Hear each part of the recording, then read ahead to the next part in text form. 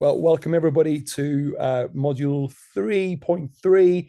And we've got the wonderful joy of welcoming Alistair Taylor this evening. All of you watching on catch up, we miss you. I know there are occasions when things come up and we can't join in on the call, but we obviously love it when you are on the call. So if you can try and go through your diaries of the weeks ahead and see if you can do your best to be here, then it obviously makes it a much more interactive experience. We love the community that's being built through this.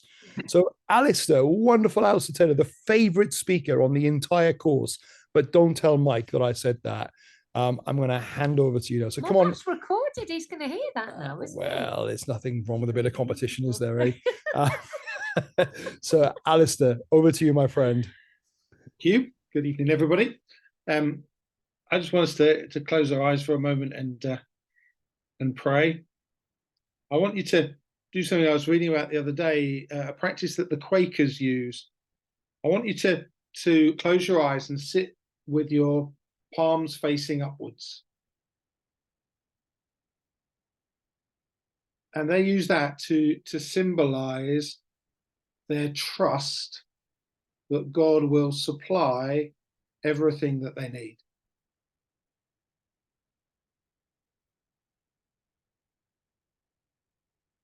And then as you flip your hands, your palms over and face them down, that's their way of symbolizing and believing and confessing that as they come to the Father, as they sit on the lap of the Father, that everything that worries them, all anxiety and cares, fall away and are left in the lap of the Father.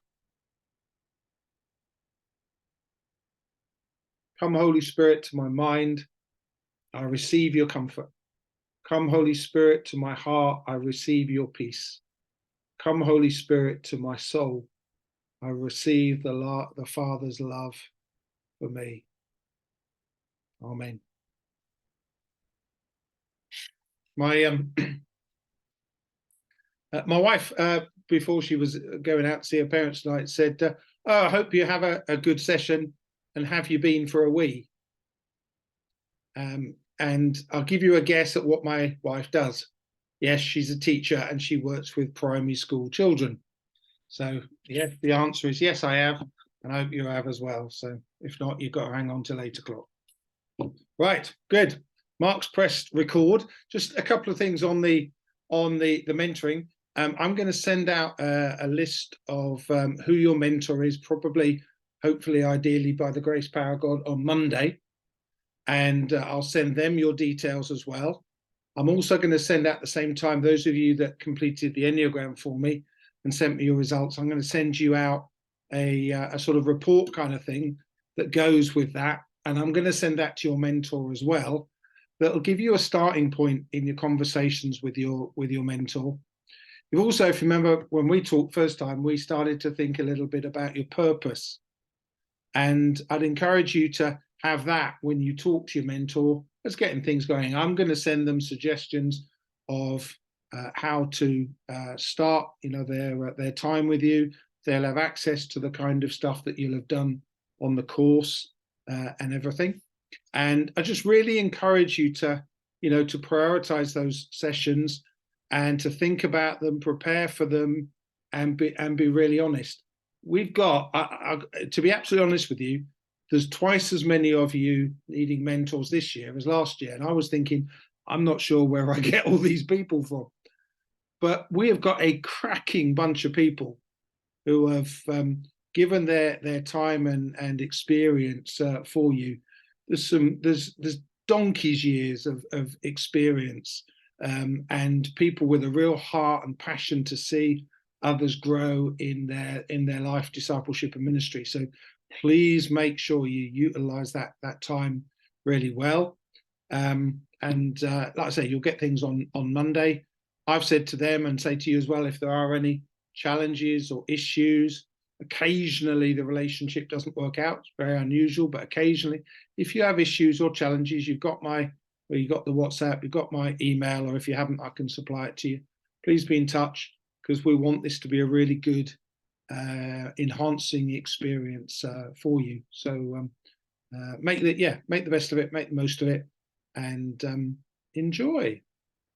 Okay. Our theme tonight is about teams, and I worked on a team a long time ago, where the team leader in a fit of frustration and frustration with the rest of the team, me included, threw up his hands and said, "I wish there were 5,000 of me." Now, he didn't mean 5,000 of me; he meant 5,000 of him, because he was frustrated with his team and the things they were or were not doing according to his will and purpose. Well, that's not the plan of God. None of us are the ultimate answer to anything and everything. And God's plan and purpose is for us to work in teams. And we're going to have a look at that a little bit tonight. You'll find that what I do, same as last time, I'll draw on some of the notes. My hope is that you will work through those notes in your own time. And I want to do a bit of sort of value added to that, so that you get what the notes have given, plus some of my own stuff as well. So we're starting off with the title about the governance and the use of power. I want to say I believe massively, 100%, in strong, spirit-empowered, focused, visionary men and women. I believe that God calls individuals. I believe that he gifts them.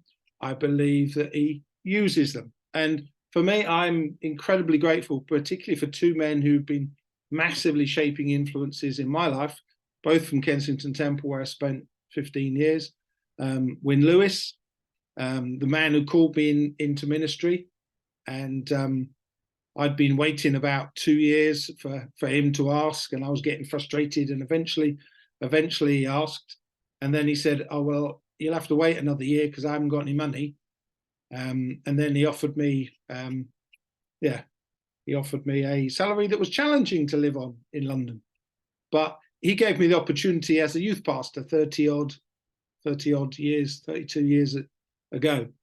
I'm grateful for him. I'm grateful for Colin Dye, who was Wyn's successor, who forced me to plant churches and helped me to overcome my fear of failure and my desire to control everything. And those men were very, very strong, very, very forceful. I'm not 100% sure our culture would cope with some of it these days, for good or bad. That's a slightly different issue, and maybe one you've thought through before a little bit. But I'm grateful for them. I'm grateful that they had the courage to shape my life, sometimes against my own will. Very grateful for that. I'm also grateful for Moses, David, Deborah, Mary, Peter, Paul, and all the godly leaders in Scripture, because God has always raised men and women and used them. And we mustn't go to extremes. The danger of kind of looking around our kind of culture at the moment, where there are abuses of power, and undoubtedly there are, where there are failures morally and financially in leadership, we mustn't throw the baby out with the bathwater. We mustn't go, therefore, oh, everything's got to be team. God doesn't use individuals or all this kind of stuff within the team. God raises them up and uses them. And Scripture, we've got to be realistic. Scripture is full of leaders who failed, leaders who made serious level mistakes. And sometimes in our culture, personal opinion, sometimes in our culture, we throw leaders away that if they'd have been in Scripture, they'd never been thrown away. I believe that God's purpose is always restorative. It's always redemptive, not necessarily to a position, but as a person, and that we learn, grow, make mistakes, love each other, create an environment of grace, growth, honesty, accountability, and we grow together. We've got to recognize that we're all human, we're all weak, and we're all broken. And some people go, we're all new creatures in Christ and everything. And that's absolutely true. But when you get saved, you're not the completed item. You've got challenges, you've got things to go through, you've got the whole process of sanctification, and leaders have got that to go through too. And what I found is that leadership exposes your weaknesses. It doesn't cover them up. You can't get around them because there is a pressure that comes from leadership. If we are weak and vulnerable in an area, that leadership will expose it and will find it out. And that's why the kind of stuff you're doing at the moment is incredibly important. I couldn't give a monkey's in one sense whether you're going to plant a church this year or 10 years. In one sense, I'd love you to all do it this year. But that's not the point. The point really is that all of us need to bring ourselves into situations where we are looking at ourselves, becoming self-aware, allowing and encouraging and asking the Holy Spirit to search us and know us and reveal what's going on in us and purify our hearts, so that when opportunities come, we are much more prepared. It's too late when that opportunity comes to then think, oh my gosh, I better get myself sorted out. Do the work now, do the prep. It's fascinating that even Jesus spent 30 years before he launched into ministry. Preparation is incredibly important. We've got to recognize our weaknesses, our struggles. We see this all around us. Men and women that are good people, but they've tripped up. I've talked to and worked with lots and lots of people who have fallen and had troubles and difficulties in their life and in leadership. And I'm yet to meet a bad one. Never met anybody yet that's gone, I came into ministry because actually I wanted to get rich, or because I wanted to have an affair, or because I was power mad. I haven't met that. I've met people who've come to God and wanted to serve him with good intention and a good heart, but often with weaknesses that hadn't been addressed. Think about it now, get it sorted now to help. So how can we help leaders then, and leaders in preparation? How can we help them and us to thrive? One of the key things, and one of the things that happens very little in leadership, is accountability. If you sit around and talk to the average pastor, they will say, oh, I'm accountable to my deacons or my church board. It's a load of tosh, largely.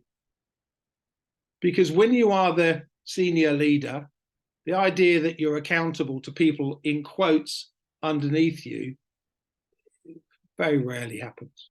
In theory, the structures are there and are on paper, but rarely does it happen. And I want to encourage you to make sure and to think about that you have got someone in your life that you have a degree of accountability to.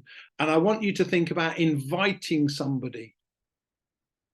You got to offer an invitation. You got to ask them to look at you and to watch you and to talk to you and ask you the difficult questions in life. I said to you last time, one of the questions, the mentoring questions that I ask everyone I talk to is, and it's all male, is who's the most dangerous woman in your life?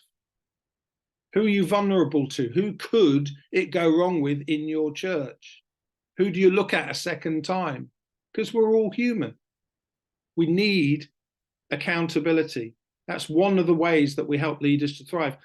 Another way is don't become a superstar, and please don't believe your own PR. You know, it is always a pet hate of mine when, you know, you get someone who's they're the sort of prophetic, all singing, all dancing, Bible teaching, healing, evangelist, you know, doctor, this, that, and the other, and you, if you're not careful, you can start to believe that stuff about yourself. Yeah, we're all grass. We're all dust. I'm not saying don't have any self-esteem, but let's just recognize who we all are. Yeah, we are at best servants. We're at best bond slaves. We're not the Messiah. We're not the one who's going to grow a church. We're not leading a church. If it's our church, then you're right, it's our church. None of those things. Don't believe your own PR. Stop promoting yourself. It's a real challenge. I think some of the stuff that Jason does is stunning in terms of awareness of what God is doing and churches and availability and all that. Okay. But don't get into the situation with social media where you're just trying to make yourself look big. That's how leaders fall. That's how it goes wrong. That's when there's no accountability. That's when we start to believe our own PR. How else do we function? How else do we use power? How else are we governed? We invite people to ask questions. Now, Pentecostal Charismatic Church has a difficulty generally and often here, because what we've believed in is we've believed in the man or woman of power for the hour who goes up the mountain, hears God, comes down and tells the rest of us what to do. Now, I'm not against, I'm 100% for leaders who spend time with God, hear his voice, hear vision and all that. But at the same time, we've got to recognize that leader who is hearing the voice of God, mix the metaphor scripturally, is seeing through a glass darkly. That's the best any of us do. It means sometimes we get it wrong. Sometimes we get the details wrong or the timing wrong. And if you don't invite question, discussion, prayer from others, debate, that's when leadership becomes isolated. That's when it misuses its position and its power. Sometimes you can have stunning vision, but a lousy bit of implementation because you didn't draw on the gifts or abilities of those around you in your particular team. Encourage a culture where it is okay to discuss and question. If you don't, what will happen is that people will leave you to it. And they'll go, well, you got all the answers, you got the vision, you got the strategy, you got how to, well, there's no point me thinking or praying, is there? And they leave you to it. Don't put yourself or don't allow others to put yourself on a pedestal. It's really easy to develop a culture where everybody's got to come to you because you're the man, you're the woman, you're hearing God, you're in touch, you pray for the sick and things happen. And I hope you do. But you don't want to put yourself in the position of a Catholic priest where you are the mediator between that person and God. Don't allow that to happen. Don't feather your own nest. Now, in most churches in the UK, it's not a temptation because there isn't any money. But there are churches where there is money and where the senior leaders use the power and influence and the lack of accountability to financially reward themselves in a way that's not appropriate. It's not there for you to build your own nest. The summary of it: money, sex, and power. Virtually every time. That's the thing that makes us vulnerable and that we can be vulnerable to. Now, I want to talk about go on to diverse gifting, complementary and encouraging each other. And you need to write down for me these 4 terms. I use these a lot as a structure. The 4 terms are this: self-awareness, self-management, social awareness, social management. Self-awareness, self-management, social awareness, social management. Now, much of what we do together is about self-awareness, so that you can look inside your own life, find your own gifts, find your own abilities, find your own purpose, find your own calling, find what you are good at. incredibly important. And I want to suggest some ways that you can develop that self-awareness, because if you're going to build a team of diverse gifting, it's got to start with knowing what your own gifting is. Otherwise, there's nowhere to go. How do you find your own gifting? Here's a few hints. Look at the pattern of the fruitfulness of your own life. So I look back, and my time going from Kensington Temple to Elim headquarters to what I do now, the thread in my life of what I was good at, or what seems fruitful, is about one-to-one growing leaders. To me, that seems the pattern in my life that is the most fruitful. Where I'm not particularly fruitful, for example, at Elim headquarters, is sitting behind a desk, supposedly directing what goes on in 500 churches in terms of church planting. I didn't manage that very well. I didn't do it well. I don't manage to communicate massively well to hundreds of leaders and get them all to buy into some great vision. I'm much more effective one-on-one over a period of time. That's the pattern of my life. What are you good at? What's the pattern in your life? What is fruitful, whatever kind of job or situation you seem to be in? What do others recognize in you? Where do they see you as fruitful? What do you come out as under the APEST test? The apostle, the prophetic, evangelistic, shepherding and teaching. What do you come out about in the Enneagram? That's a subtle hint for those of you that haven't done it yet. There's still time to do it. I know some of you hate those things, but they are good for you. It's medicine. Please, if you haven't done it, still do it and send it to me. That's the end of the advert. The Enneagram. Do things like StrengthsFinder. Do things like Belbin. Do things with an iterative method. What does that mean? Trial and error. Try things, especially in your younger years, and find out what you're good at.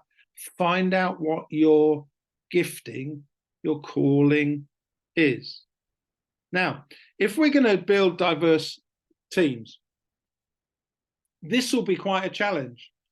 When we had 125 church plants that I was looking after in London, and what I found without exception was that people built teams that were, say, the same as themselves.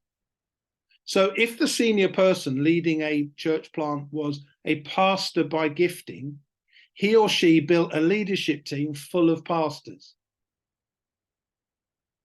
And they'd say to me, when I challenge that, they'd say to me, well, we all get on. We all share the same heart. We all share the same vision. We never fall out. We're all going in the same direction. And I go, yeah, you do, because you're all the same.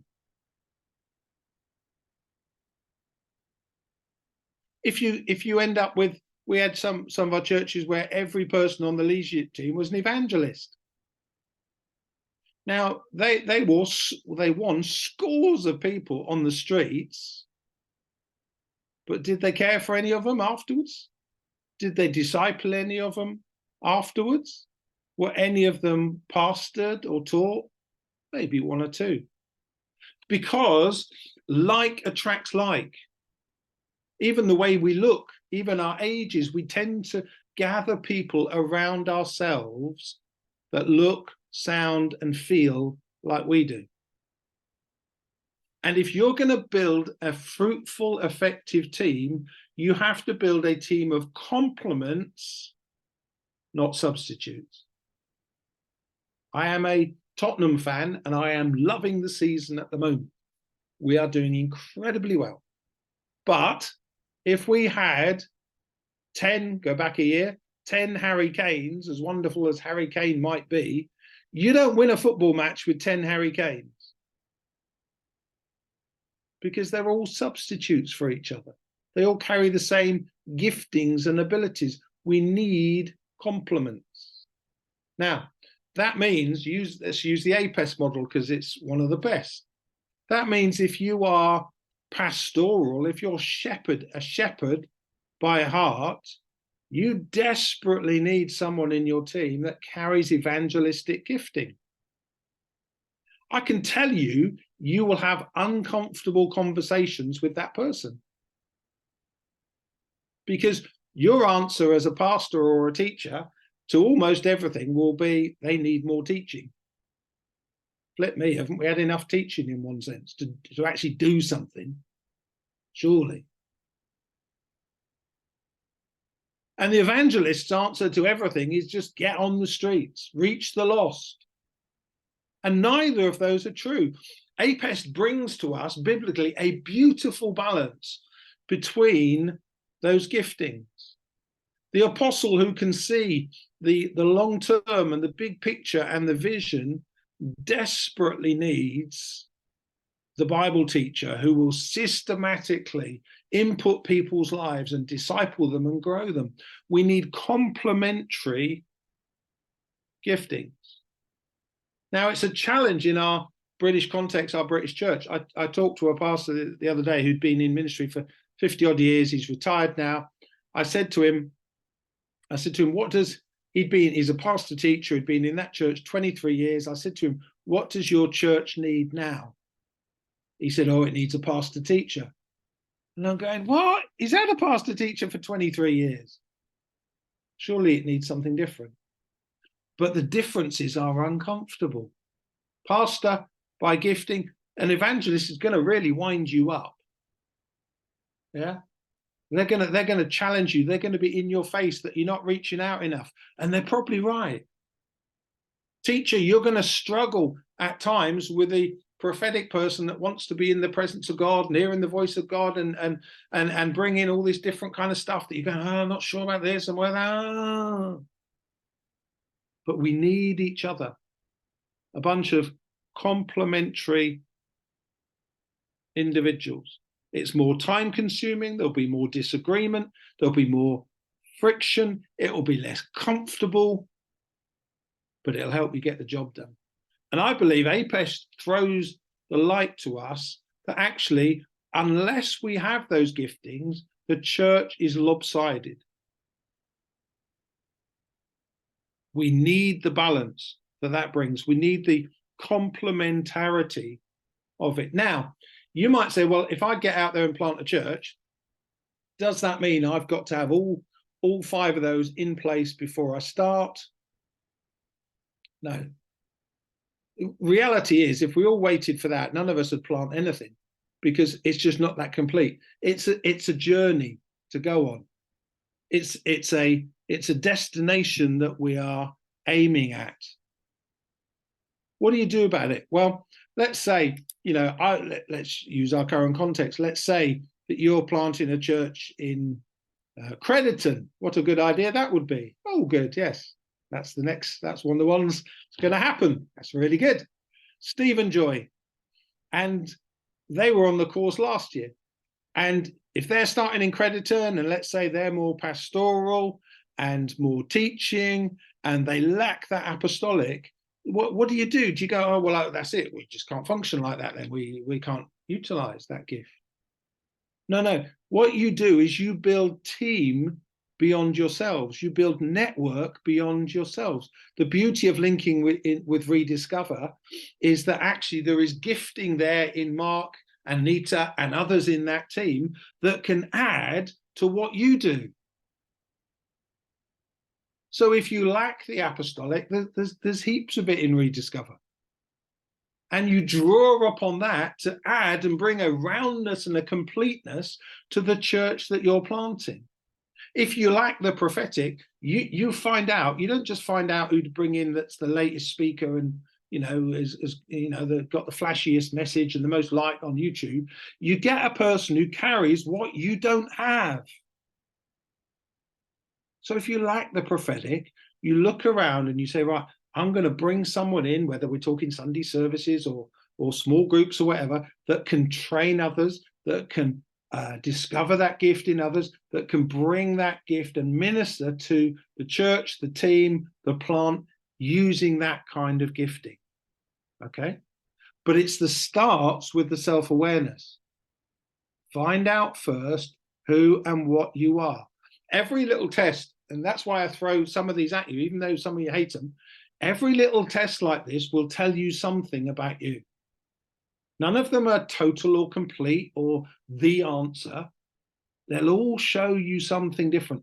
And you are building a composite picture who God has made you, right? Self-awareness. When you know who you are and therefore who you're not, you build a team around you with those complementary kind of giftings. All right.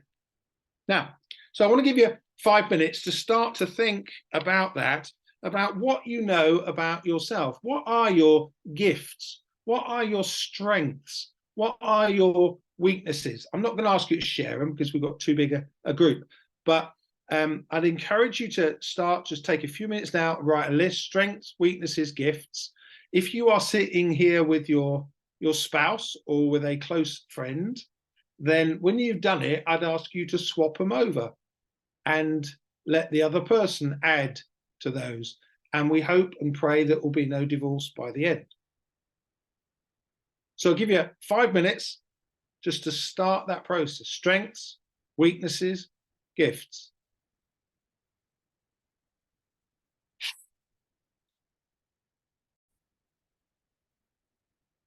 So we're trying to do this. We're trying to look at this because we want you to be self-aware. We want to enable you to be round pegs in round holes. We want you to be self-aware enough to know who you need around you to build a more complete team in order to maximize your fruitfulness. So APEST is something you'll do with Mark in a couple of weeks. That will help you to identify gifting, apostolic, prophetic, evangelistic, shepherding, teaching. That's part of this self-awareness development. Now, I want to give you another tool, and I'm going to give it to you in sort of headline terms. That means I'm going to run, my first half will be longer than my second half. I will get you a 10-minute break. It will make the second half shorter, which I think generally tends to work better anyway. So, well, that's my excuse for I want to get this bit done. I want to use some terms developed by someone called Meredith Belbin from a book, a secular book called Management Teams. Some of you will have seen this. In fact, it's even used in schools these days. If you do something like A-level business studies, you'll see it. And it has a questionnaire again. And if you'd like to do this, if you email me, I will send you the questionnaire. It self-scores, and then you send it back to me, and I'll send you results out individually. Okay, but I don't want to. It will take 20 minutes to do it now, which we haven't really got. But I want to give you the headline types of gifting that you might have. I've used this for now over 20 years. I've used this a lot in church planting, and found it really, really useful.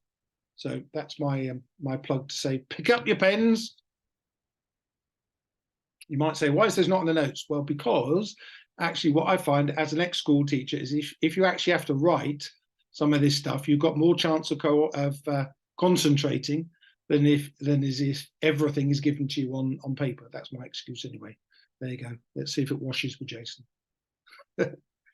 Here's the types of team person that Belbin identifies. Write them down for me, then I'll give you an outline. Number 1, company worker. Jot them down. Company worker. Number 2,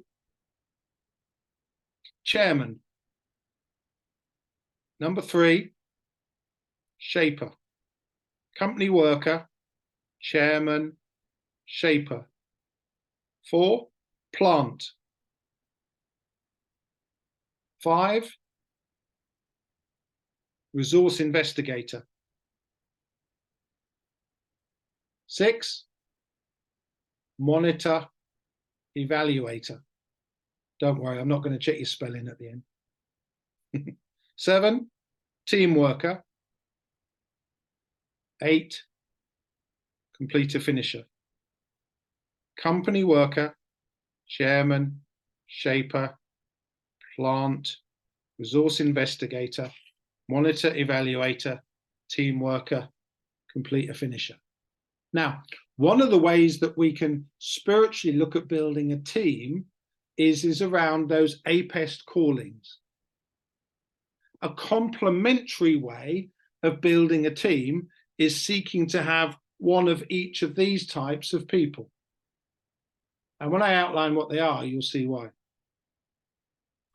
So here's number one, the company worker. Company worker is someone who is happy as a number two behind the scenes,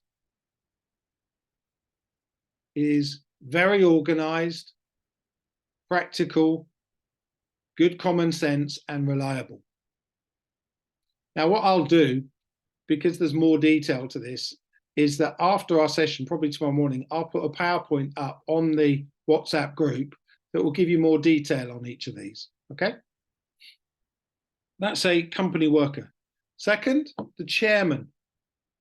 The chairman is a person that doesn't come down the mountain and saying, God's told me this, you lot do this. The chairman says, look, guys, here's an issue. How are we going to plant a church in wherever? How do you think, team, we should do it? And the team is encouraged to think, pray, and contribute. It's a corporate team effort. The chairperson doesn't have all the vision, all the ideas or anything. He or she draws on the heart, the skills, the abilities of the team. It's a very nice team to be on as a team member because you feel you got buy-in. Chairman. Shaper. The shaper is the person who challenges, argues, disagrees, wants to win, and gets frustrated. Yeah. Nita, I'm one of those as well. So I'm always provoking something. I'm not a very easy person in one sense, maybe in lots of senses, to have on a team, because I'm always questioning. I'm always want to debate something. I always want to throw my bit in. Yeah. That's the shaper. They always want change and challenge and development and growth. That's the shaper. The plant is the visionary, the ideas person. The resource investigator is a networker, someone who knows a man who can. You want a job doing, oh yeah, I know. Oh yeah, he's my friend. Oh yeah, I know him down the road. I can get him to do that for us. And the resource investigator is brilliant with something new. They're great at recruiting people onto a team, enthusing them with an idea, and getting them to participate. The resource investigator, though, gets bored after a while. Bit frustrated, needs something new, a new challenge. Resource investigator. Monitor, evaluator. By job, that's the sort of accountant spreadsheet person. But it's also the strategist. That's my other one. You see, a visionary or a plant can say, we're at point A, and we want to be at point Z. And here's the vision, here's the picture, here's how we could change the whole of Exeter and Devon and the whole of the Southwest. But the monitor evaluator comes along and goes, okay, we're at point A. How do we get to B? How do we get to C? How do we get to D? So they see the picture, but they build in the steps for people on how to get there. Strategist, monitor evaluator, often with good sound judgment, hard-headed decisions, good a person to evaluate a vision. Come back to that one in a minute, because that's my other strong one. The team worker, that's your people person. great for team spirit. They care for you as a person, not just because you're a church planter or because you might give well or you attend a lot of meetings. They genuinely love people. They're the nice people. Final one, completer finisher, the detail person. Now, let me give you an example of why I use this for church planting and why this is, I believe, is really important. So, as I said to you, working at KT for those years, Colin Dye was a classic plant, visionary. His vision was that we would have 2,000 church plants by the year 2000. Now, actually, that number came from another visionary called Win Lewis, who I've already mentioned. And Colin was doing a session with some students and was talking about, if he projected our growth, that we might reach 200 churches by the year 2000. Win Lewis was walking past and he looked and he said, I can't do a Welsh accent, sorry, so I won't try. He said, oh, not 200, boyo, 2,000. And walked off. 2 or 3 years later, Win Lewis left KT and went to be Elim's GS. And Colin spoke to Win and said, Win, was that God? And he says, I don't know, but it's a good number, isn't it? So we all spend the next 10 years, 12 years of our lives striving for and seeking to achieve that 2,000 by 2000 goal. From the plant Win Lewis, the visionary Win Lewis, and Colin Dye took that on and adopted that as the vision that we were going for. Now, how does that all fit in?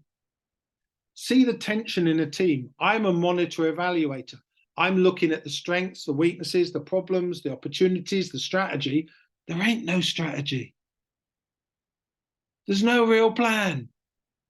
So I'm sitting there in the meetings, and when the vision and all this, I'm going, oh yeah, what about the money? Oh, what about the people? And I drive Colin mad. God bless him. I'm a pain in the neck. And what I had to learn in that, I have to learn, right, I'm a monitor evaluator, not a visionary. I have to learn when my gift is needed and when it is not appropriate. When someone's putting vision together at that stage of heart and direction, you don't need someone like me. When you're fairly set on a vision and you want to go, okay, how do we achieve this? Then you need me. You see, it's a team of complements, and you need to be self-aware enough to know how you fit in, where you fit in, and when you fit in. And believe me, I banged my head against a lot of walls for those first 6 or 7 years because I didn't understand my gifting. I didn't understand when to shut up, and I didn't understand where my place was.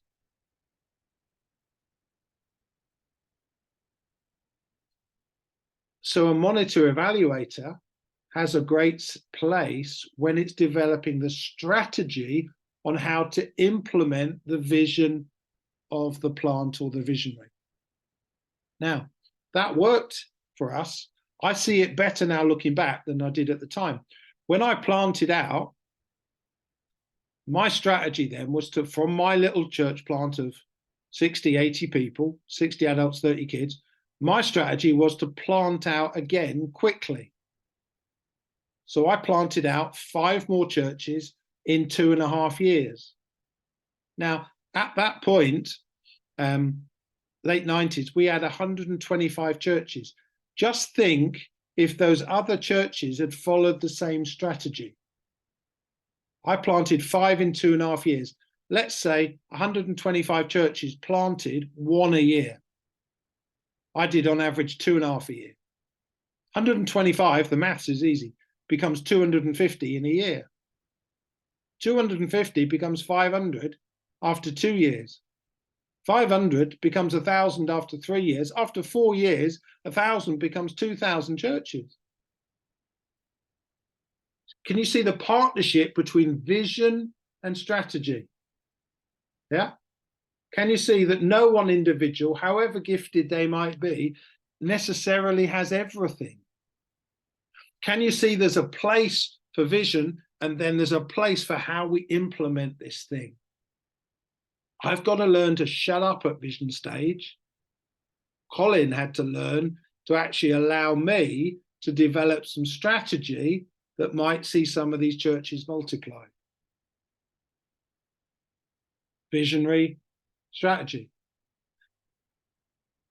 A resource investigator is a networker. We had a man called Chris Den.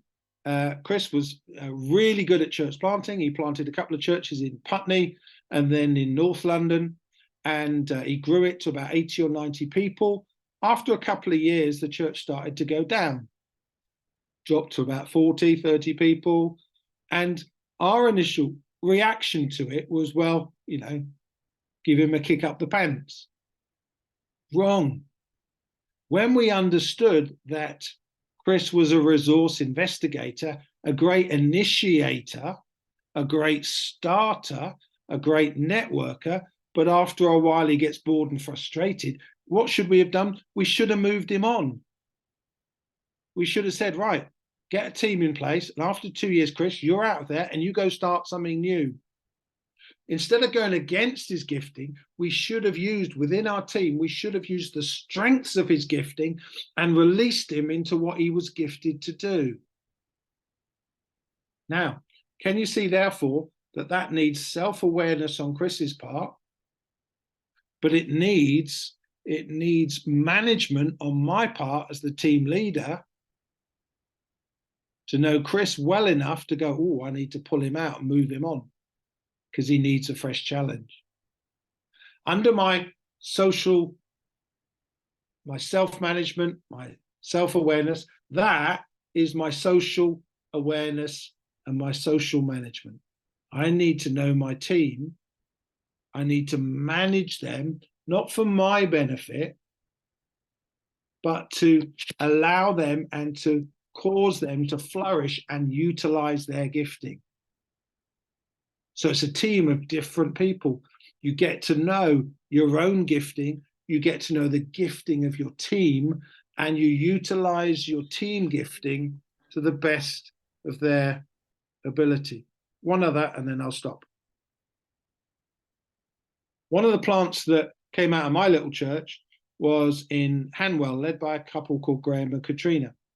They sat in my little church plant for about 9 months. We met together for a few months to talk and to pray and to plan. We used to meet at 6:30 in the morning because they were working full-time jobs. That's all the time they could make. And they did it. And a month before the launch, we only had 4 people. And the team in my church plant, my team of leaders, said to me, pull the plug, this isn't working. I hoped it was God. It was also probably partly pride. I said, no, I don't want to do this. I don't like failing. I didn't say that, but that was inside. And so we pursued and we carried on. And we launched that church. And that first night, we had a hall seating 500 people, a school hall. I said to Graham, where are we going to meet? He said, I've got school hall. I said, great. I said, how many is it seat? He said, 500. I said, Graham, that's ridiculous. We've only got 4 people. You've 500. And he said, and he pulled the ace out of the pack. He said, oh, God told me. I hate that. Where do I go? So we run with it. Okay. And we've got, it's a long story and I won't do the details, but Colin Dye is coming as the guest speaker to launch this church. He's coming because he's mad. He's mad because when we've contacted other local churches saying we're going to plant, one of the local churches has said, we've been here 150 years. Your guys shouldn't plant. They should just come and serve the existing church because we're the ones who've got the call and we're the ones who are going to get the harvest. Well, 30 people for 150 years. We thought there might be room for a few more. Maybe that's arrogant. I don't know. Anyway, Colin was mad. So he said to me, he said, if I launch any church this year, I'm launching this one. So he's going to come preach, but I've only got 4 people. Every time Colin stands up, there's at least 1,000 people there. I've got 4. I am very, very stressed because I think he's going to go mad and jump on my head when he turns up on Saturday night and there's only 4 people. He's got 5 services to preach on Sunday. I turn up. By the grace of God, there are 200 people sitting in that building. And you have no idea how relieved I am. And at the front of the church, there's a boat, you know, a rowing boat. And I go, Graham, what's the boat? He goes, oh, well, we're launching a new church, aren't we? Like a boat. Then he's got a cake, like champagne thing, the champagne flow, apple juice, flowing down this tier. And I go, oh, what's that? He goes, well, it's a new church. It's happy birthday, isn't it? And the mayor's sitting on the front row and the press are there and all these people from other. He's a networker. He knows a man who can. He wasn't stressed at all by having 4 people in a building seating 500. Because that's his gifting. Great at initiating, great at getting other people to sign up and join in and participate. He's a networker, brilliant at launching new things. If I had to choose the most important of these, the thing I would look for first in a church planter is to get a resource investigator. The best natural gifting to start and initiate something new. We'll come later on about spiritual gifting because it can fly totally in the face of natural gifting. But there's a little outline of some of these giftings. I want you to think now for a couple of minutes, which is your strongest, do you think? Which is your weakest? We can go into more detail if you like this, and I'll send you the questionnaire and you can send me results and I'll send you PowerPoints and all that outside of the session. But as a little starter, have a look through those definitions, those descriptions, and work out which one do you think you are, which one do you think you're absolutely not. 2 minutes.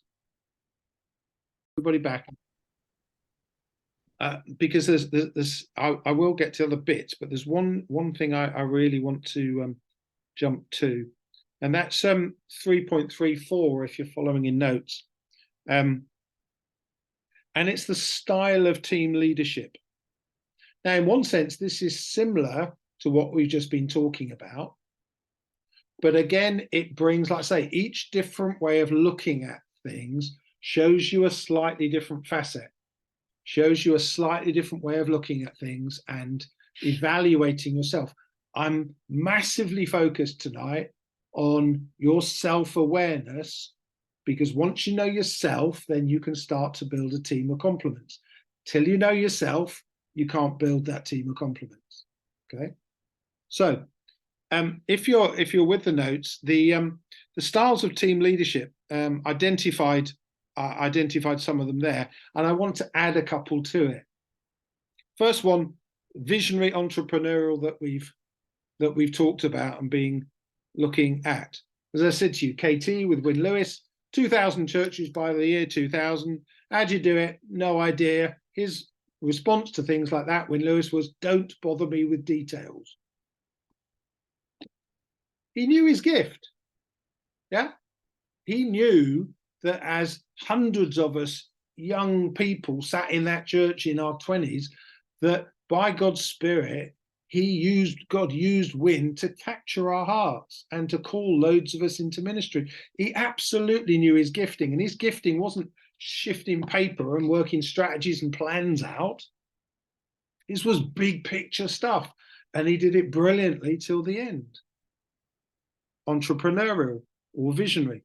Second, the ones in there again that's already on the list, democratic. Again, we've mentioned that one. Values input from the team. All can contribute. Contributions are treated on equal measure. Third one, shepherd. That's in the previous list again under team worker. Care, relationship. Are you doing all right? Now, number 4, this is not on that list. This is what you need to add. 3.34, styles of team leadership. 4th one I want to add, coaching. Coaching. As I've said before, if the visionary, if the plant, the entrepreneur, whatever term we want to use, if they can see point A and show you point Z, that's fantastic. The coach helps you take steps. It looks at where you are at point A and says, What do you need to do to get to point B? What skills do you need to develop? What learning do you need to undertake? Who can help you get to point B and then to point C? The steps helps you develop skills, understanding, and strategy. The coach also, in terms of your own life and development, is often more holistic, more broad-based than the visionary. That might sound contradictory, but the visionary is often looking for you joining their team, getting on it, focused on the vision, and that's it. They're single-minded. That's how they get things done. The coach is more holistic. The coach is not just interested in what you bring to a church plant, but is interested in your whole life, your purpose, your marriage, your finance, your health, your exercise, much more holistic. And a coaching leadership style develops the whole person, not just the church leader. Shows you the strategies, how to get from one point to the next. So I know there are lots of church plants out there that I've seen, and people have been really excited and revved up. Oh, we want to plant this and we want to do this, hundreds of churches, blah, blah, blah. But nobody gives them a clue on what the steps are.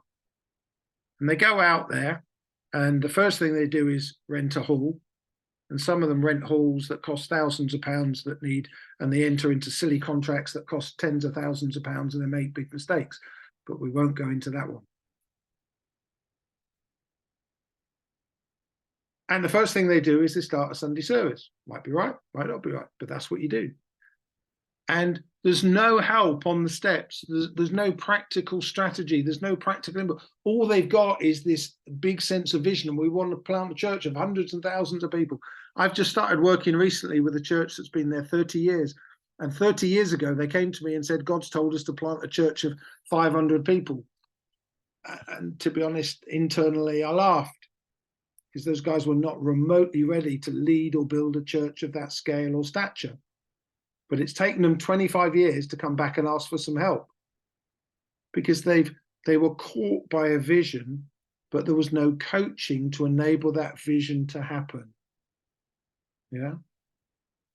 Guys, you could be incredibly excited about planting a church for 6 months or a year or 18 months. But at some point in that journey, reality hits. This is tough. Yeah. This is not America, where you send out 3 leaflets and 10,000 people show up. This is a mission field. Yeah. It's harder than that. And you need a coaching style of working with someone that will help you work the steps out. What do I do when I hit this barrier? What do I do after 2 years, where some of the people who came with me that were so excited now have walked away because we didn't change the whole world in 2 years?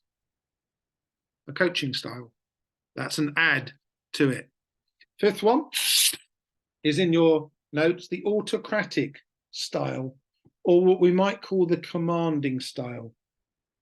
The commanding autocratic style is good in 2 situations. It's very good when you've got a crisis. If there's a fire in the building, you don't want a democratic leadership team that sits around and goes, let's vote on whether we leave the building or not. You want a leader who says, fire escape's over there, get your butt out and do it now. You want a commanding autocratic leader. If you've got a very inexperienced team, an autocratic experienced leader is often useful, because the team don't really know what to do. They don't have the experience.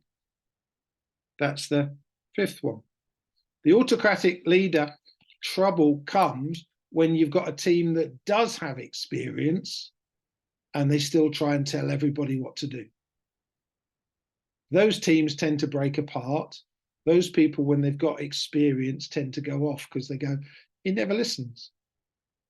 There's no point of me giving any input. There's nothing I can add. There's no value I add here, because this guy just does his own thing. That's the autocratic. 6th one, that is an add to your list, is the pace setter. Now, what the pace setter does is that they are at the head of the race. They run faster than everybody else, and their aim is to drag the team with them. It's a really good strategy in a church or organization to have a pace setter if the church is going nowhere and doing nothing. It needs someone to set an example, someone to pay the price, someone to up the pace and the tempo, someone to put a bit of sweat into this thing, set the pace, increase it. There's a race to run. There's a race to be won. So I talked to a pastor who'd been in his church 10 years. We did this little list of 6 leadership team stars together. And I said to him, X, what? I nearly said his name then. X, what's your predominant style? He said, oh, I'm a pace setter. He said, I run really quick. You know, everybody's running to catch up with me and all this. I said, okay. Go back to your leadership team and talk to them about that. What do they think you are? And they all said, oh, yeah, he's a pace setter. And I said to them, well, what did they say it was like? And they said, well, actually, we're knackered. He said, you've been running like this as a pace setter for 10 years and we're all exhausted. Because whenever we catch up with you, what do? You increase the pace again. So we never feel like we're achieving. We never feel like we're succeeding, and we are constantly exhausted and we can't keep doing it. Pace setter. But church or organization that's going nowhere needs to maintain and develop some momentum, fine, for a short period of time. But you can't run a church or an organization permanently as a pace setter where it just gets faster and faster. In London, we ran like this. Our lie to each other was, the slower day is coming. And it never did. And you burn people out and you exhaust them. People become vision fodder and they walk away. Not supposed to be like that. So 2 minutes, 1 minute. First question is, identify your strongest, identify your weakest, and then think which is the best of those 6. Your strongest, your weakest, which is the best? Ooh, he's very good with that button, isn't he? Magic. Let's do a little vote of, just wave your hand at me. Let's think about which one you think is the best. Number 1, entrepreneurial, visionary. Wave at me if you think that's the best. Okay. Number 2, democratic. Okay. 3, shepherd. Okay. 4, coaching. 5, autocratic.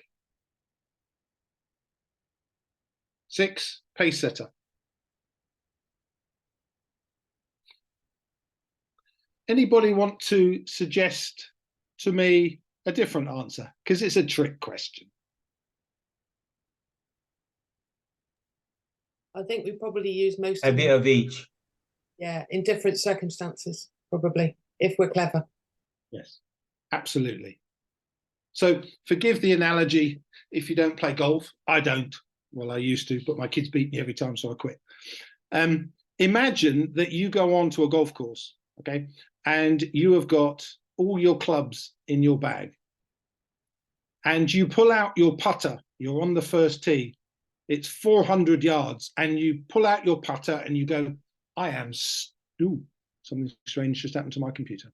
And you go, I am stunning with this putter. Absolutely amazing.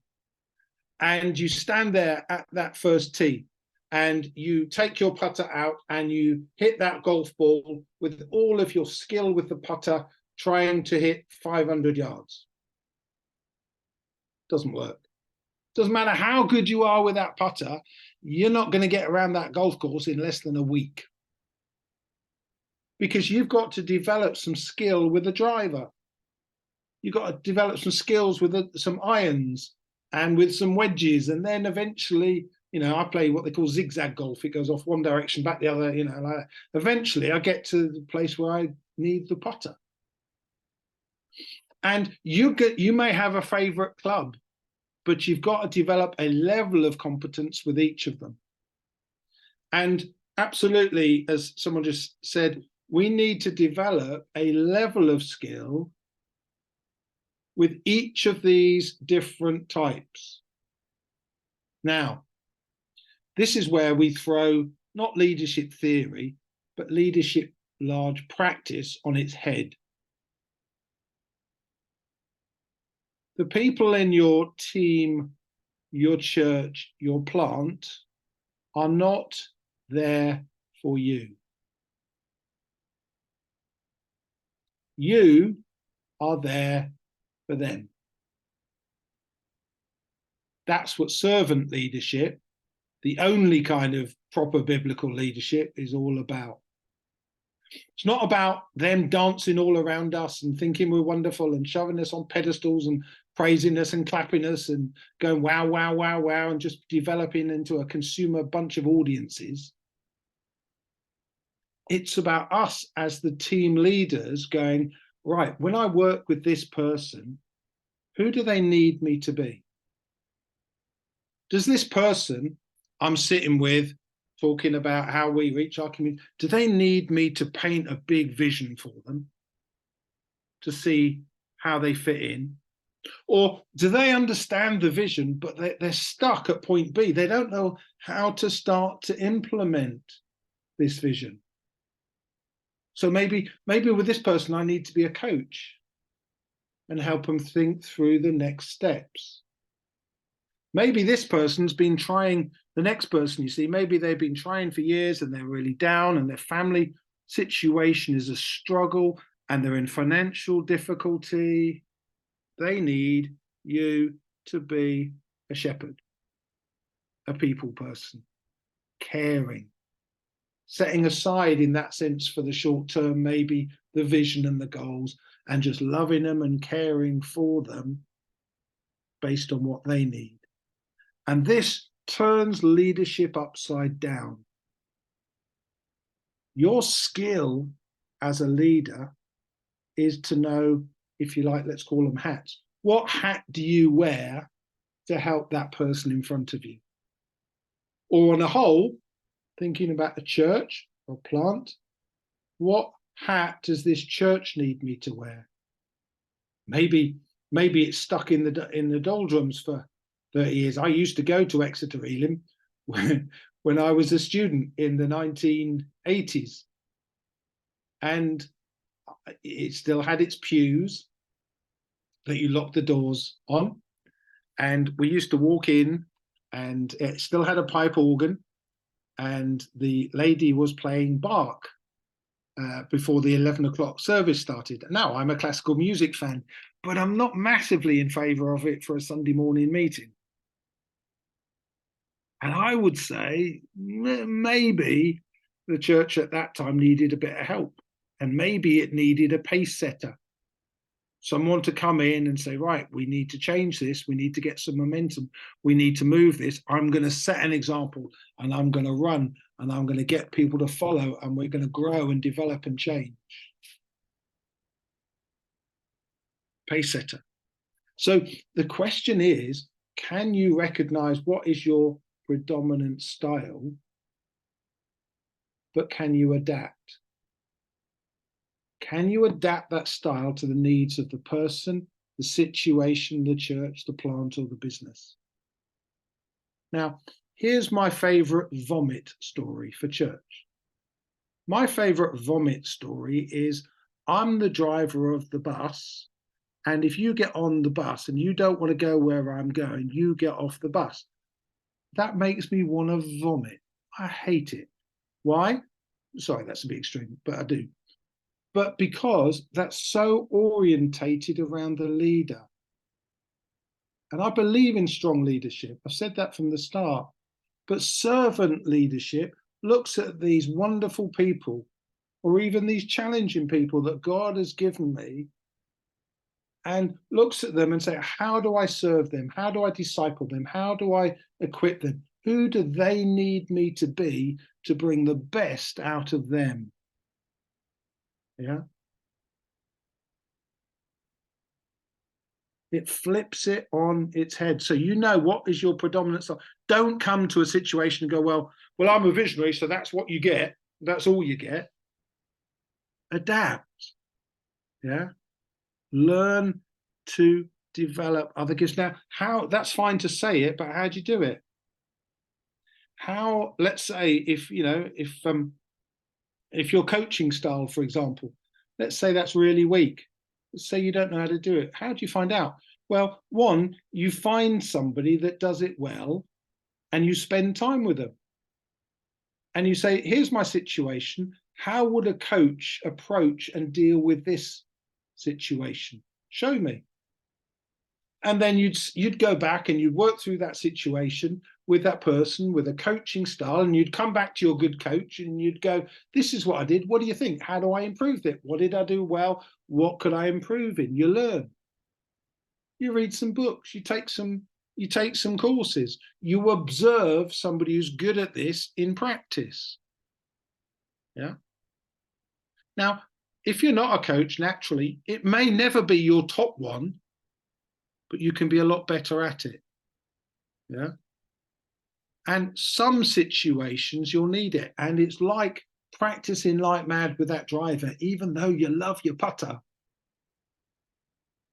Now, if you look at those 6 styles, the bottom 2 styles are different from the top 4. The bottom 2, autocratic and pace setting, they're different. The first 4 styles,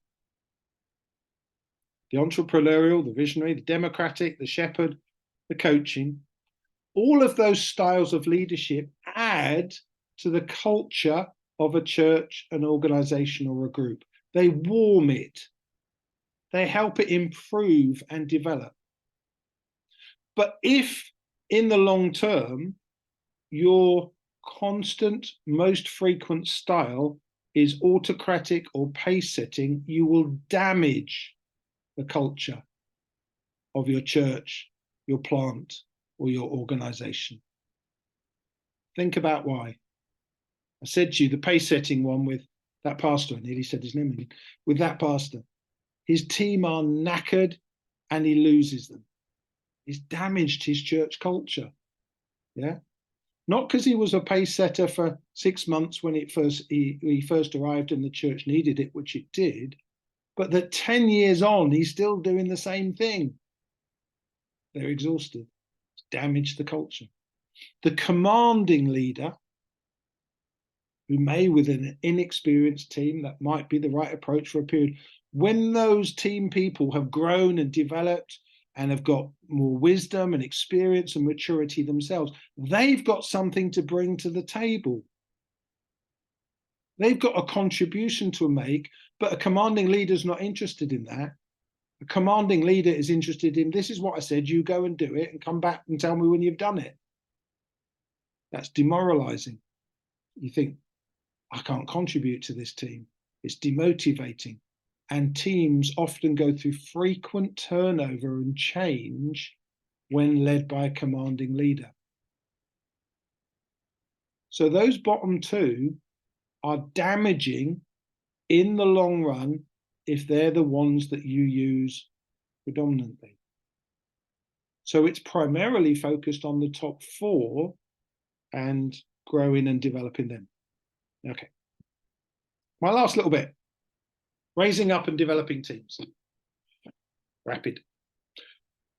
Win Lewis in the one summer went and travelled and went to what he regarded as the most significant churches in the world, and he sought to see and understand what was it that they had in common that led to their fruitfulness. And he came back with one major conclusion: they all grew their own leaders. They all grew their own leaders. So Wynne was strategic about that. He'd sent Colin Dye to a small traditional Elim church in Bournemouth. He brought Colin Dye back with the express calling to set up a Bible school to train leaders for the KT network. Now, raising up and developing teams. One of the things that he and then Colin hardly ever did, and I'll try and cloak this slightly, but was that they hardly ever sent anybody away to any external training agency. Is that cloaked enough, Mark? Because he said that what happened was that most people who came back from, for example, theological colleges knew every reason why it wouldn't work, had very little faith, lots in their head, very little sense of vision, faith, direction, and ability and willingness to work hard. They'd lived in an ivory tower for 3 years. So he set about growing his own leaders. What that meant was that Colin Dye set up a group of 6 men, all of whom are still in ministry now. So this is 35 years ago. One of them was Chris Cartwright, Elim's now general superintendent. And he set up a program where he spent every morning, 5 days a week, training and equipping and discipling those young men. Grow your own leaders. And you might go, well, yeah, well, I haven't got 50 people to train. If you've got one, you've got a leader to grow.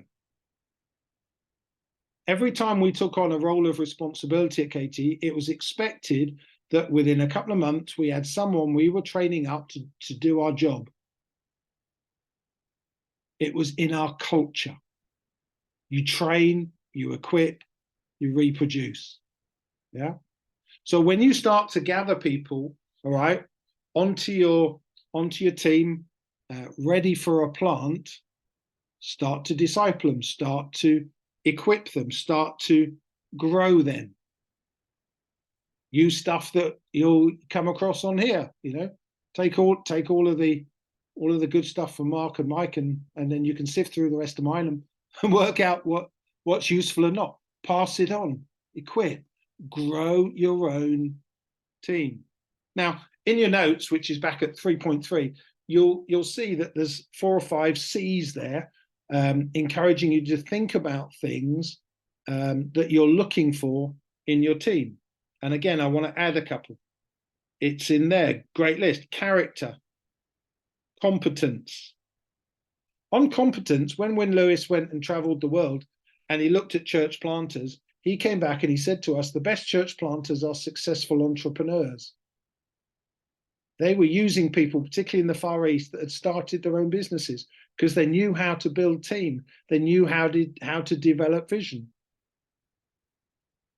Competence, character, chemistry, culture. Now, I'm not going to talk much about those for the sake of time. I want to throw in a little bit of thought, though, about culture. Culture is a woolly, vague thing, except for it's really how we do things around here, what we think is important, how we do things. Our KT culture, we grew most of our own leaders. We imported very few, 1 or 2 exceptions. Here's what was part of our culture. Fast. So I started as youth pastor on Monday. By Sunday, I had to have 2 full new Sunday school teams in place and up and running for 2 services. I had 6 days to do it. Faith. Big goals. We can do it. Possibilities, not problems. Sacrifice, not pensions and salaries.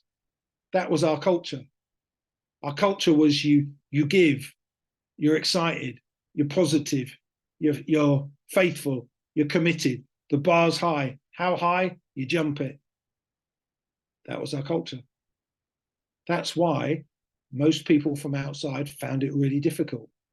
That's not, or certainly isn't, I don't think, a standard Elim British culture of a church. So grow your own leaders, because they grow with your culture. They grow with shared values. They grow with shared vision. Now, it takes longer. Yeah, it does. Growing leaders will cost you more time than you gain in the short run. Be quicker to do the stuff yourself. But if you will invest, if you will give time, over the long run, you will multiply. You will train, you will equip, you will release. Now, I want to add to that list, that great list of six things. I want to add, I haven't got any C's, I couldn't find C's for it, unfortunately, but I want to add the word sacrifice. What are you looking for in team members? People that will sacrifice, people that will pay the price. There's far too much conversation nowadays amongst leaders about, well, where's my salary? Where's my pension? Where's my this? Where's my that? I was chatting with somebody the other day who's left a church, and he's going, well, I'm talking to him about possibilities and his sense of calling, and he's going, well, I can't go to here or there because it's not really green enough, and the schools aren't nice enough for my kids, and the houses aren't very good, and all this. And I'm listening to all this, and I understand that. I understand family and all that, and I don't believe family should be sacrificed for ministry. I don't believe that. But I said to him at the end, look, mate, you've got to shove yourself on the altar. This calls for sacrifice. What you guys are seeking to enter in, let's not play games. Let's not pretend, right? This is going to cost you time, energy, tears, sweat, struggle, prayer. It's going to cost you. Sacrifice. Yeah. That's why when Jesus is talking about disciples, he talks about deny yourself, take up your cross, follow me. That's why when you look at leaders in the New Testament crucified upside down, that's why you look at a Stephen stoned, not victorious in that sense, apparently, not rich, not driving the latest, fastest car in the biggest house, not with £2,000 trainers on their feet. Sacrifice. Yeah. And if we're going to impact this country, if we're going to impact the Southwest, this is not going to be done really conveniently between 9 to 5 and with 10 minutes a week. It's going to demand everything you've got. Sacrifice. But you're sacrificing this for the King of Kings. You're not sacrificing for Mark and Mark's vision. This is for the glory of God. This is for eternal fruit. The people you shape and disciple and help and grow and all that, that's your eternal fruit. That's going to count far more than the size of your house. When you're choosing leaders, look for people who are willing to sacrifice. Raise the bar. Yeah. That's why I said to you, Graham and Katrina, when we planted with them in Hanwell, they're both working full-time jobs and they had a little kid. The only time we could meet was 6:30 in the morning, but they were hungry. They were willing to pay the price. Yeah. There's nothing better in your life than the call of God. And if God calls you to plant or be part of a team that plants and whatever, there will be nothing more satisfying and fulfilling than that. But it will call for sacrifice. Look for people who are willing to pay the price. 2 more things. When we've listed all of those practical characteristics that are really useful and valuable and excellent, don't rule out the voice of God. My first plant, out of my little church, a friend of mine called Francesca got herself a new boyfriend. The new boyfriend was called Steve, and Steve was on our Bible school. And he was in our second year course. He came up to me and he said, "Oh, I'm dating your friend Francesca." I said, "Oh, okay." So we invited Francesca and Steve to our house for dinner just to check him out, make sure he was kosher. And we had started to think and plan about our next church plant in Greenford. And I stood in the kitchen having had dinner with Steve for an hour. And I said to him, Steve, we're planting in Greenford. Come and plant the church for us. Now, that was ridiculous. It was ridiculous because I hardly knew him. But he said to me, he said, look, I didn't come to London to plant. I'm not doing the church planting course on Bible school. He said, I don't live in the area, but I'll go away and pray. And he came back 2 weeks later. He said, I've changed my course at Bible school. I'm doing church planting. I've rented a house in Greenford and I'll do it. Now, that doesn't make sense according to the 9 C's, and they're good. But don't be trapped by it, because sometimes God works different ways. And I know with my APES call gifting stuff, mine works out as teacher first and prophetic second. And I know that for me, sometimes God speaks. I'm not saying I always get it right, certainly don't. But I know sometimes God just speaks and I'm going to do it. And it's not, even though I'm trained as an accountant and I'm rational and all that, I think I hear the voice of God. And Steve came and planted and it was successful and all this kind of stuff. And then Ian and I, we used to have a little prayer meeting on Sudbury Hill at 7 o'clock in the morning on a Friday morning in November. And Ian was the only person that used to turn up most times. And to be honest, half the time I wished he wouldn't, because I could have got back in my car and it was warm and I could have gone home. But he turned up and we're just praying and I've got no plan in my head. But suddenly I'm standing there with him and I'm pointing over in some direction and I go, Ian, the church is over there. Ian had no plan to plant his church. I didn't know where I was even pointing. It turns out it was a place called Sudbury. Ian then started, he planted the church, his church outgrew mine. He won more people than I did. He became the number 2 pastor back in India, later on in Mumbai, with 82,500 people. So absolutely look for all those characteristics, but also listen to the voice of God. Final one is sometimes God just sends.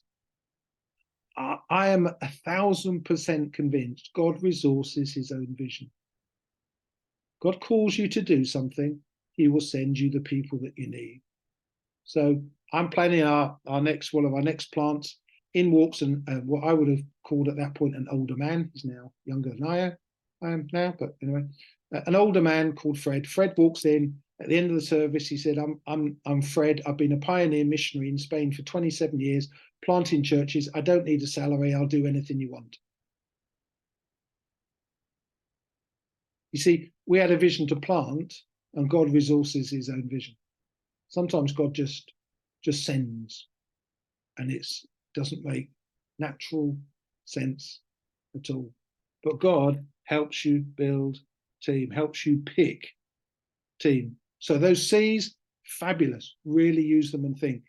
Add sacrifice, but add and don't rule out the prophetic, and also look for the supernatural where God actually sends people to you. Developing that team, give them time, relationship, coach them, develop their calling, be interested in their whole life, grow them as people, not just leaders, give opportunities and feedback, love them and grow them, and see them outgrow you.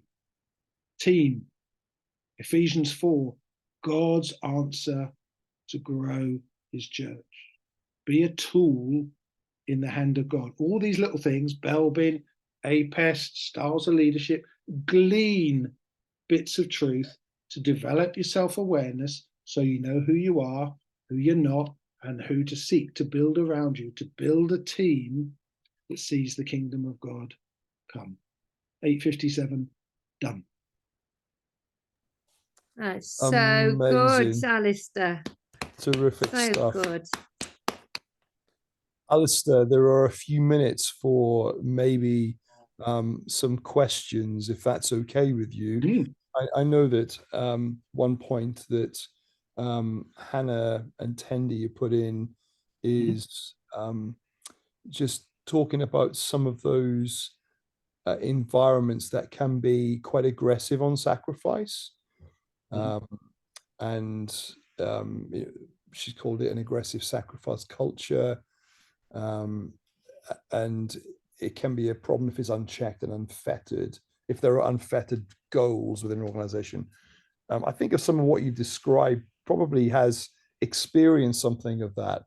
What are some of those fetters, some of those disciplines that can be put in place that ensure that there's a call to sacrifice without there being people killed everywhere? Yeah, it's a really important issue, isn't it? I think the first thing is to see if the leader, him or herself, lives by that principle of sacrifice. Now, if they're calling for you to do things that they're not prepared to do themselves, then steer clear. If they're not, as we started off with, if they're not willing to listen, discuss, if they're not accountable somewhere, then I'm really worried. I would have said to people years ago that when I was picking, say, a church to be part of or a leader to be under, I was really interested primarily in their vision. I would say now that would be secondary. I'm looking at their character first. If this is a person of grace and integrity and personal sacrifice and holiness and all of that, then I might be interested in their vision. And I think, you know, this is not universal, but I'm also looking at age. And I think, you know, I've seen a lot of people go with fairly young, inexperienced leaders and get very burnt very quickly because of lack of wisdom and lack of experience that does come with years. It's not automatic with years, but it should come with years. And so I'm often looking at, you know, the character of the leader, the age, the experience of the leader, the accountability of the leader, and, you know, are they living this stuff out? Because there is a lot of people who are building their own kingdom and are using people as vision fodder and abusing them to get their way and to become famous. That's really helpful. Hannah and Tendi, have you got anything you want to just add into that? Any further clarification of that? Yeah, we really love everything that's been said, and you're spot on about one, people-centered leadership and servant-hearted leadership being key to creating a culture of people that want to serve God and the vision that God has put on His church. It's just along with that, as you caveated right at the beginning of our session today, that, you know, absolute power corrupts absolutely. When people aren't accountable, when people are stagnant, stagnation is probably the cause of a lot of church ruin across the world. But when people go flat spiritually, intellectually, even in concept, it kind of corrodes a lot of the good things that are happening.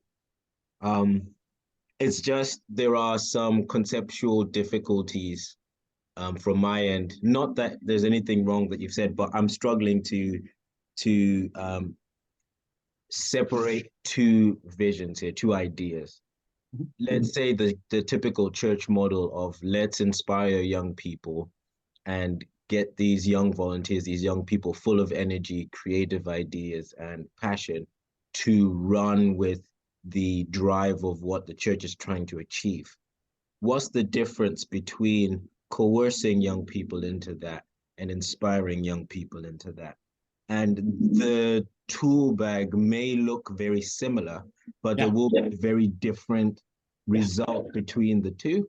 And it's just the lines between managing people righteously and having the right vision and the right heart in what you're doing, and yet being ferocious about getting those results, because it is bums on seats, which is souls in heaven. But then equally, it is also bums on seats here and now, and souls in heaven here and now, and not losing the people that we've got. and keeping a legacy of holiness and righteousness in how we talk to people and do the things. There's some great points in there. I would say one thing I would say about that is it's determining, and it's hard to do, what's the heart of that leader. If it's about giving glory to God, you're okay. If it's about glory to man and the kind of self-promotion, looking big, climbing the ladder, getting all the toys and all the praise, that's when it's wrong. Because then you start to manipulate, then you start to, as you say, to coerce, you're starting to misuse people, because this becomes about you and your glory and your fame and your position. And that's very subjective and very hard to distinguish, but you can normally spot the signs over a period of time. The person that is all about self-promotion and untouchable and wants their name on everything, and the name always in lights, and they've got loads of titles and all this kind of stuff, and the car gets faster and the house gets bigger. You're starting to see who this is for. To add to that, sorry, this is just a really, really fascinating topic for me, and I've been very, very interested in this actually for a while. On Spotify, I'd encourage you all to take a look and look into it. But there's a really interesting podcast documentary called The Fall of Mars Hill. Yes, looking at Mark Driscoll and all the things that happened in the Mars Hill Church. Yeah. And it asks a lot of very pointed and articulate questions at the way that church leadership is viewed and executed, because in that case, Mark Driscoll was very much a person that believed what he was saying and believed that what he was trying to execute was what the global church needed.